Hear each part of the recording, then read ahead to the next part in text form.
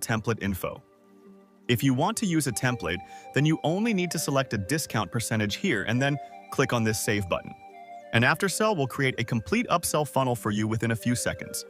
But for the sake of this tutorial, I will show you how to create a funnel from complete scratch. So I will select this option and then confirm. Next, I need to select triggers for this upsell funnel. Based on the trigger, the funnel will show upsells to the customers.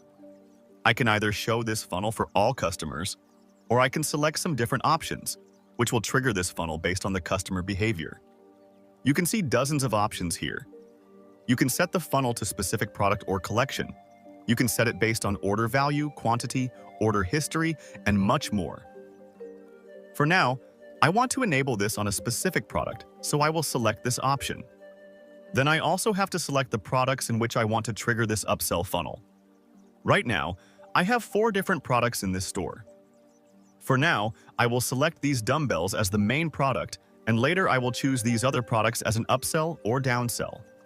Once it's done, I will click on this Save and Next button, which will take me to the next step. Here, you can see these 3 options. I can add a one-click upsell and downsell in this step. Remember the product that we added in the last step? As soon as someone will buy that product from our store, they will see this post-purchase upsell. When I click on this Select Product option, I will have the option to add single or multiple products. For now, I will select a single product, then a specific product option. Then I will select this resistance band as my upsell product, and then hit the Save button. I also have the option to A/B test these upsells, which will allow us to run experiments with different products and choose the right fit for this section. Just like we added the resistance band, we can follow the same steps to add another product here. And then, if we start the A/B testing option, the customer will see any one of these 2 products after the checkout.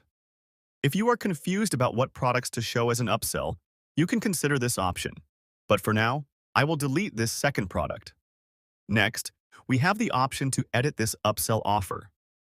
When you click on this Edit Offer button, it will take you to the Aftersell editor. This is the post-purchase upsell page that my customers will see when they buy the dumbbells. On the left-hand side, you'll see all the editing options for this page. If I click on this text block, I will be able to edit this heading text at the top. Next, I can also add some subheading text here and then reposition it to the center. Now it is looking better. Next, we have the timer block. You can see the timer here at the end of this text box.